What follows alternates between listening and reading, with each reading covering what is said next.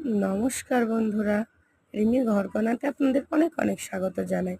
যা অসহ্য গরম পড়ছে, তাই ভাবলাম একটু আইসক্রিম বানাই।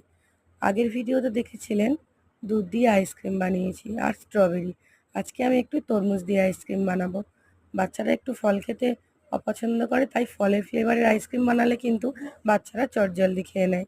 দেখুন, আমি দুধ, দই, কাজু, কিশমিশ, আমন্ড এবং তরমুজের জুস সমস্ত কিন্তু ব্যবহার করছি। সবটা ওভেনে গরম করার পরে দুধটা ঠান্ডা করে নিয়ে দইটা ম্যারিনেট করেছি। তারপর ড্রাই ফ্রুটসগুলো দিয়ে আইসক্রিমটা বসিয়ে দেব। ড্রাই ফ্রুটস তলাতে দেবেন এবং হয়ে গেলে ওপরে একটু ছড়িয়ে দেবেন, যাতে সম্পূর্ণ আইসক্রিমটা খেতে খেতে ড্রাই ফ্রুটস গায়ে পড়ে। তাহলে কিন্তু খেতে খুব ভালো লাগবে আর বাচ্চারা খুব পছন্দ করবে। তাহলে ভিডিওটা ভালো লাগলে লাইক করে দেবেন আর অবশ্যই আপনারা বাড়িতে ট্রাই করবেন। সুস্থ থাকবেন, ভালো থাকবেন বন্ধুরা। যারা নতুন দেখছে সাবস্ক্রাইব করে